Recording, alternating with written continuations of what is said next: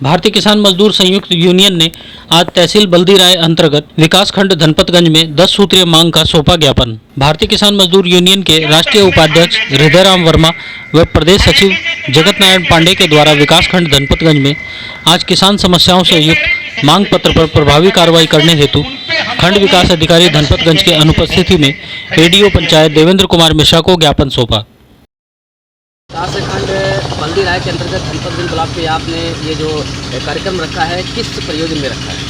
देखिए, ये इसका आज प्रयोजन सिर्फ इतना था कि जो 8 महीने से दिल्ली के सभी बॉर्डरों पे किसान बैठा हुआ है, उसके लिए जन जागृति अभियान चलाया जाए और ये बताया जाए कि किसान को जो वहाँ बदनाम कर रहे हैं कि ये खालसा है, ये पाकिस्तानी है, उग्रवादी है, तो ये है कि हम खालसा के नहीं हैं, खालिस्तानी नहीं हैं, उग्रवादी नहीं हैं, आतंकवादी नहीं हैं, हम भारत के किसान हैं, मजदूर हैं और भारत के कर्णधार हैं। उद्देश्य ये है कि भारत सरकार ने जो सेज कानून बना करके, FDI ला करके और लेबर एक्ट समाप्त करके हमारी ज़मीनों को गिरवी रखने का जो काम साजिश कर सरकार कर रही है, उसी के उसमें आज जगाने के लिए हम धनपतगंज इस ब्लॉक मुख्यालय पे अपनी मीटिंग को रखे हुए हैं। लगातार किसान यूनियन जो है सिंधु बॉर्डर से लेकर के दिल्ली तक और यहाँ तक कि पश्चिम बंगाल तक जो है इस तरीके से विरोध प्रदर्शन किया सरकार का, लेकिन सरकार फिर भी किसानों की तरफ ध्यान नहीं दे रही है। इसके बारे में आप क्या कहेंगे? देखिए, सरकार, हम लोग जहाँ तक बात थी, हम लोगों ने सरकार का विरोध कहीं नहीं किया। हम लोगों ने सिर्फ इतनी बात बताई, चाहे वो बंगाल में बताई, चाहे कर्नाटका में बताई।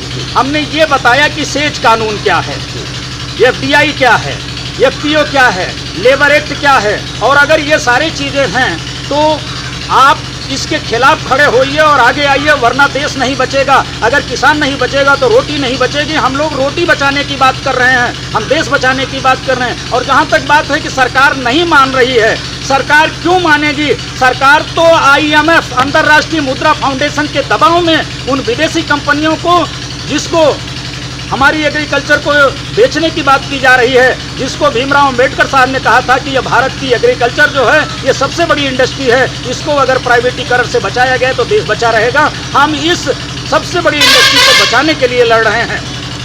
सरकार लगातार जो है किसानों की आय दोगुनी करने की बात करती है, इस मामले पे आप क्या कहना चाहेंगे? सरकार जहाँ तक हमारी आय दुगनी करने की बात कर रही है, ये एक कोरा ढिढोरा सरकार पीट रही है। हमारी आय दुगनी करने के पहले जो एग्रीकल्चर के अधिकारी हैं, मैं उनकी बात कर लूँ। अभी जहां आप कह रहे हैं धनपतगंज ब्लॉक जो है ये सुल्तानपुर जिले का एक ब्लॉक मुख्यालय है। सुल्तानपुर में एक DD कृषि का ट्रांसफ़र हुआ शैलेंद्र कुमार शाही का, जो 8 करोड़ के घोटालेबाज रहे, और मुख्यमंत्री महोदय को हमारे कलेक्टर ने लिख करके दिया, जांच कराई और ये कहा कि ये दोषी हैं, लेकिन मुख्यमंत्री महोदय ने कार्रवाई नहीं की। यहाँ तक कि हमारी सांसद माननीय मेनका गांधी जी ने भी इस पर चर्चा की कृषि मंत्री से, तो कृषि मंत्री ने कहा कि आपकी कोई समस्या हो तो आप बताओ, इसको छोड़ दो।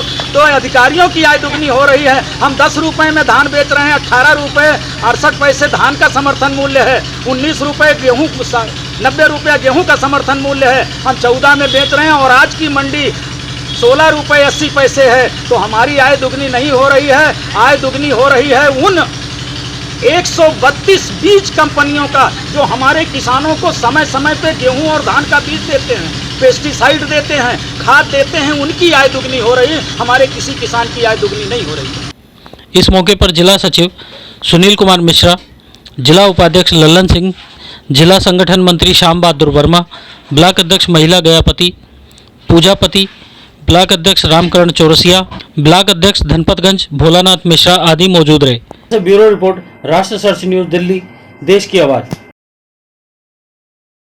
ऐसे ही अपने क्षेत्र व अपने आसपास की खबरों, देश दुनिया की ताज़ा तरीन सभी खबरों को देखने के लिए देखते रहिए राष्ट्र सर्च न्यूज चैनल। खबरों की लेटेस्ट अपडेट पाने के लिए हमारे चैनल को लाइक व सब्सक्राइब करना ना भूलें और कमेंट के द्वारा खबर के प्रति अपनी राय जरूर दें।